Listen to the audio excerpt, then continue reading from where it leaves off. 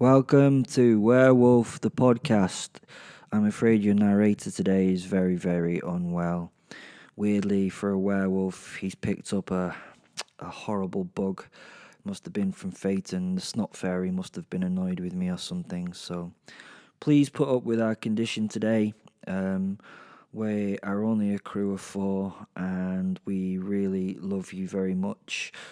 We don't understand why thousands of you listen to us each month, but you do. So you have to accept sometimes that we're only a little crew of people. And we tried to put. I tried to put this off until I got better, but I didn't. So I'm going to just go for it today. So here we go. Love you lots. Thanks for putting up with us being poorly. Jab, cross. Kick deep in the thigh, knuckle bent, stuck right in its eye. Spin, sweep the leg, down it goes. Stamp and crush, watch the blood flow. When I fight to win. Now that sounds so obvious. I fight to win. Sometimes, however I want to say it, I have to admit I don't win. Sometimes it goes really badly for me, but I always fight to win. I notice that many people don't do that. They just fight to survive. It seems weird to me. Okay, I get the idea that you want to live through the conflict, but that's not what it's all about, is it? Why fight if you don't enjoy it? You don't normally have to. I train hard in the fighting arts, as I want to be the worst thing you could ever meet in any situation. Being a great technician and not relying on being the werewolfy thing means I can beat, those things that are similar to myself. Yeah, I know it's rare to meet them. I know, but sometimes, it's happened. Werewolf fights werewolf, and a bit of technique beats animal fury every time. I have shocked many, as I have the skills, and the claws, and the teeth, and also the abhuman strength and stuff. I suppose I fight because I want to, and I really, really like it. I have a real fondness for, hurting, maiming, killing, and general nasty shit. My favourite thing is to steal my opponent's will, so that they quit, give up, and break. I want to break you mentally more than I ever want to beat you physically. Suppose that's why I love torture so much. Yeah, taking the strong and making them mentally cow to me is so super alpha, huh? Well, it's a bit more complex than that. I want to hurt you in many and various ways because I like it. Fighting is joy. It's joyful violence. I'm watching Simon de Montfort, a man I've just learned the history of in a long conversation, drinking fine malts at this strange bar full of strange creatures. An immortal knight born centuries ago. He is, unfortunately, a great person. I can see him enjoying himself. He enjoys the violence that he is issuing to his foes and the damage he makes. After the chat about sinning and things, and the fact that he's not allowed to do it, he seems to be handing out a lot of harsh, maybe holiness. Is he supposed to be able to do this? He's a fantastic fighter to watch. He moves with such grace as he punches a face and then turns away to where they can't say. He's suddenly back for another attack, and that kick in that leg gets a horrible crack. He's so skilled, and after our chat, I know why. He was a A great knight who fought for his country and obviously Christ, even though now, having met our Saviour, I kind of guess that Jesus didn't really want him to do any of that killing for him. If you don't know anything about knights, then you should have gone to school a bit more. They were the ultimate professional soldiers of their day. They trained all the time in the martial arts of their era and were noble and mainly well fed. The martial arts of the time were on a par with anything we have now in the world. The European knight was just a total black belt in killing. Why did I mention that they were well fed? Why would being well fed matter? Well, it means that they were big and strong, unlike many peasants at the time. Because, unlike many peasants at the time, they had enough food. They also had the best of the technologies of war at that particular time. The armour they wore was incredible. A knight on the field was incredibly difficult to kill just due to the suit of well-formed steel that covered him. They were the tanks of the Middle Ages as they stormed across the battlefield on their huge fuck-off horses. And even the horses were taught to stomp, stamp, kick and bite. They were the ultimate warriors of their respective times, and Simon was a remarkably talented member of that warrior class. They also had an ace in their hands in a way. The normal soldiery, well, they wouldn't really kill them because they were worth a fuckload of money if they were captured, and then they could be ransomed back to their respective families. Can you imagine being able to kill and maim others, and then if you get into a sticky situation, you just pay for your freedom? How brilliant's that?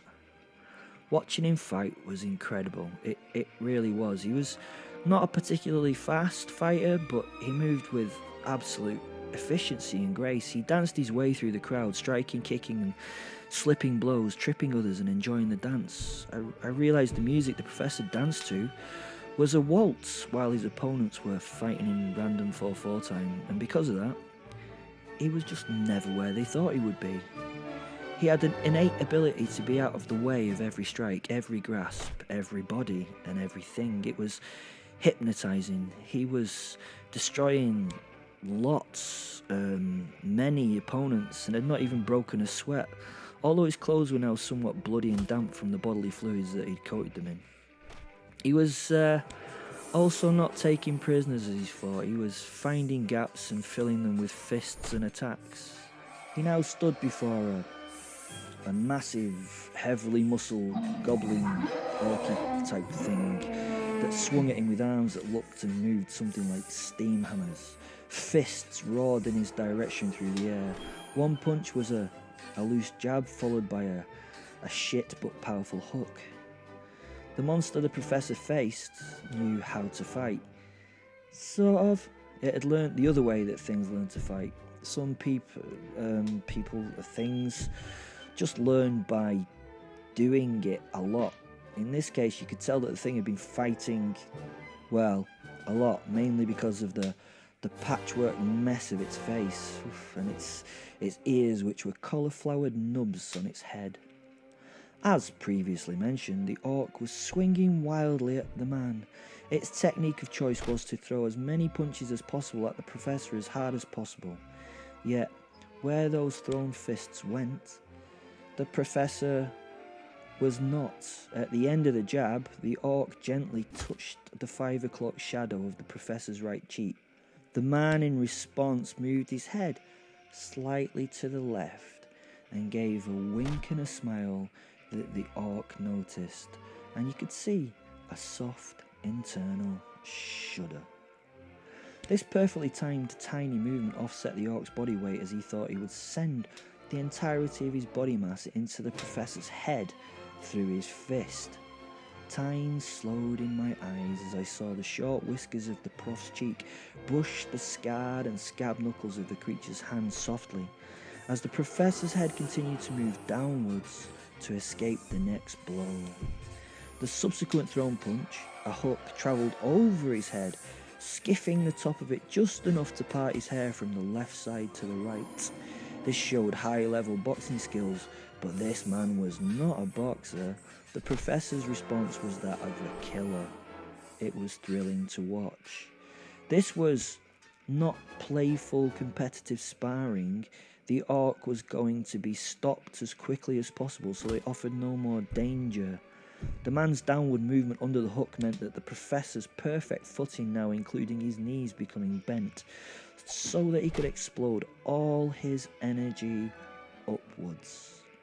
The uppercut was perfectly thrown as Simon sprung, taking the energy from the balls of his feet and moving it up through his entire body, consistently adding more power at each stage of his explosion until it reached his hand. The hand that landed under the orc's stone-like chin lifted the creature off its feet and sent its head arcing backwards, now on what was somewhat of a rubber neck. Its jaw exploded with the contact. Blood, teeth, saliva, and snot flew into the air as the body of the creature started to fall. As the orc fell, the professor sidestepped another attack by some other random thing. He pivoted and tripped a dwarf from behind, maintaining the turn, and then stamped on the chest of the downed orc with an exciting smash and crunch. It was a very exciting crunch for me, honestly.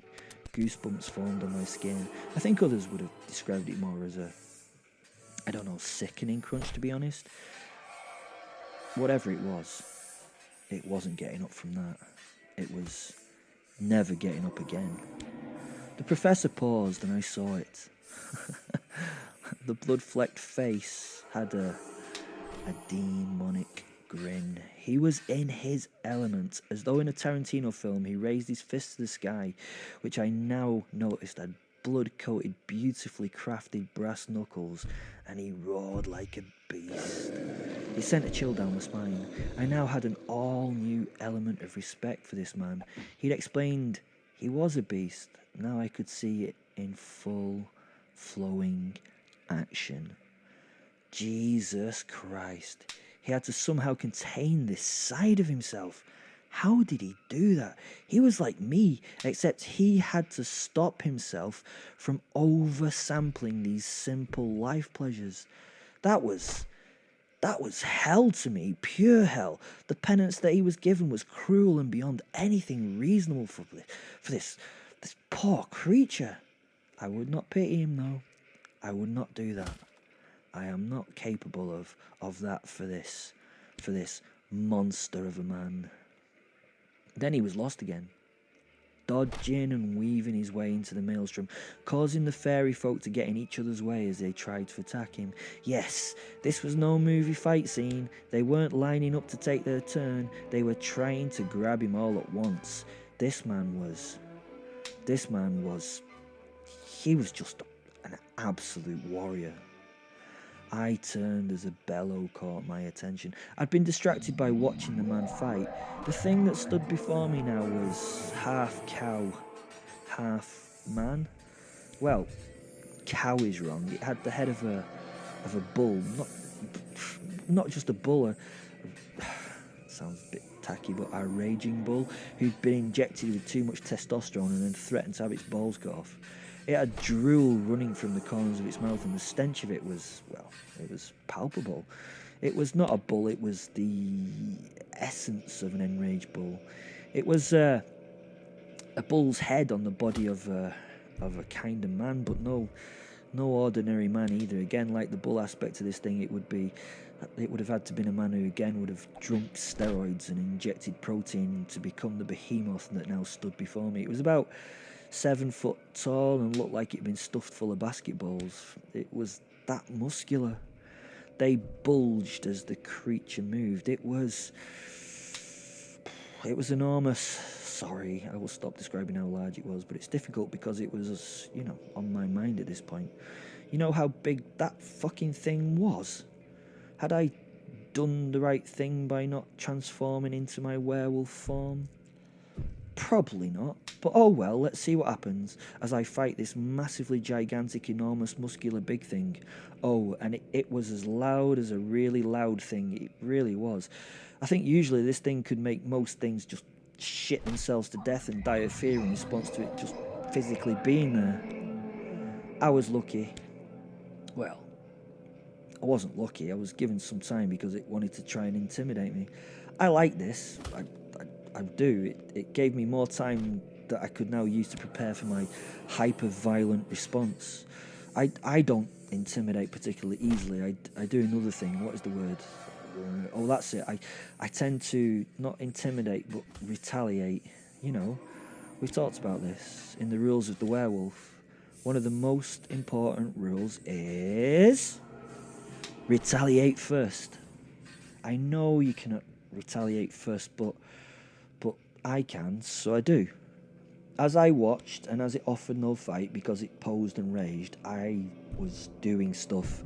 Every other creature present in the fight gave it space to do its thing. Like the bulls in the field, it had chosen its target, and that target was me, so everything else was going to stay out of the fucking way, so that thing did not decide to, well, get them. It only had eyes for me, and not in a good way, and I was nervous that it was going to try and yeah. As I watched, I took the handkerchief from my breast pocket and reached for a pint glass that was to hand. I wrapped the glass in the thin cloth whilst maintaining eye contact. I knew once that stare was broken, I knew that the beast would launch itself at me, so I stared right back. I crushed the glass, hiding it carefully, using my nice jacket to protect my hands. The glass, with some work, was now powdery enough. I smiled at the monster, yelled, and ran at it. I could see the creature's surprise at this. Nothing attacked it. This was new. What the fuck was I doing? The shock on the beast's face was beautiful. At about arm's length, I opened the handkerchief and, somewhat like throwing an open-handed jab, I pushed its contents into its face, rubbing it gently into the animal's eyes with pleasure at its horrific response. I felt the flesh cut, the fragments going deep into its face and eyes. I felt some pain in my palm, but it did not matter now. The gigantic fucktard was blind. I had felt the glass scour the surface of its eyes. It was in agony. It was over for Mr. Cow. Mr. Cow was now Mr. Walking Kebab. I stepped out of its personal space as it reached and swung at random things that got close. Something human-like was grabbed as it got within its reach and was torn limb from limb. And I mean that. Its arms were literally pulled from its body as the blinded Minotaur took its mouth to the thing's throat and tore into it, wrenching back and forth, ripping the skin and flesh, and gouts of blood sprang into the air. I watched. I watched in pleasure at the animalistic kill. There are rare times in life now that we can see this level of brutality in the world, unless you are lucky enough to live in certain countries where these things happen daily to people. You lucky bastards. Oh, and of course, you're not one of those people that those things happen to. That'd be bad. That's not what I want. I think more of you need to see and understand what violence really is like, you know, so that you know that your rights to your pronouns should not be fought as hard for as the lives of those that are dying in agony at the hands of those who enjoy killing, like myself. You have to search hard on the internet to find violence of this level. And I've got to say, it's never as good as seeing it face to face. It's kind of the difference between porn and fucking. As this fight, now murder, now butchering went on, I walked around the Minotaur to make an angle on it. I would now start to cut it down step by step. I would take my time, because I'm a cunt. After the bull thing had ripped the body to pieces and thrown it around the room, the creature still raged and swung left and swung right, grasping for more victims. As it turned away, I stepped up and stamped on its knee from the side as hard as I could. The thrill of the bellow of pain was phenomenal. Nothing could usually hurt this thing. Nothing normally would have tried to hurt it. The first blow gave a crunch and refunctioned the limb, making the hinge joint no longer a hinge joint, but what would it now be classed anatomically as? A fucked up joint? Yeah. The animal collapsed to one knee as it tried to rub the glass from the bloody mess that used to be its eyes, making them, well, even worse. Oh, I was enjoying this now, and as another stumbling body hit mine, I didn't hurt it. I didn't even take the time to focus on it. I just pushed it back into the crowd. You see, I can focus on things one at a time sometimes. I now walked up behind the noisy kneeling creature and was thoroughly excited about the next moment's actions. I searched around for something to really hurt it with. I nodded at Fenrir the wolf soul. Should we transform? I asked him. He laughed wolfishly. To be honest, Will, I think you've got this. Nothing came to mind. There was nothing in reach. And then there it was, the black decanter light bottle. I grabbed the malt off the bar and broke the end of it against the worktop. The monster heard the crash and turned towards me in fear. Yeah, it was now scared. I audibly giggled. Oh, I was getting hard. I laughed as it tried again to wipe those blood-filled eyes with its massive ham-sized fists, raking the glass deeper into them and causing itself much more intense pain. I slowly and quietly walked up behind the Minotaur. The rest of the bar had gone quiet and still for a moment. All eyes were on us now. Voyeurs, watching the kill. I stepped forward with a feeling of deliciousness and grabbed one of its handy horns that it had on its head so it couldn't turn towards me. I held it with all my strength as it tried to struggle to get free. It sort of clambered to its feet, but the broken knee collapsed under it again, and I gave it not such a subtle kick. Just 'cause I am, horrible. Holding the now bellowing head tight, I raked the sharp bit of the broken bottle edge across the animal's throat, cutting the carotids and the larynx to shreds as I did so. A waterfall of blood spattered down the front of its body. It tried to hold its own throat, using its hands, gripping its neck. I ripped the bottle back again across the fingers that were trying to keep the torn gap closed. Fingers fell. Bits of flesh fell. It tried to then stem the blood with fingerless hands. It was pathetic to watch it. It was a pathetic creature. I'd taken its life from it. Yeah, it didn't realise it was dead yet. We'd have to change that. Bored with this now. I wanted to finish it, so I took the remnants of the bottle and stabbed it into the top of the creature's head, rocking it back and forth as the beast's bellows turned into gurgles. And took its time to fall under its own weight to the floor. And then it stopped breathing. I'd killed it. I smiled. Next, I thought, looking for my next plaything. The professor suddenly burst out of the crowd next to me. He'd taken a couple of blows himself, at least. He had a ragged cut on one eyebrow and a swollen lip. Oh, why the hell did you do that? Pointing to the head of the cow now dead monster. I was confused. It wanted to fight me, so I killed it. I thought I'd done quite a good job, I told him. The professor just looked so hurt. His face fell. He looked sullen and sad, staring at the dead animal. Did he know it? Was it a friend or his pet or something? And then realised, he pointed at the bottle remnants stuck out the bull's head. The Glen Turret, man. Oh, the Glen Turret. He croaked. a tear in his eye as the back of his jacket was suddenly grabbed and he was pulled back into the mirror.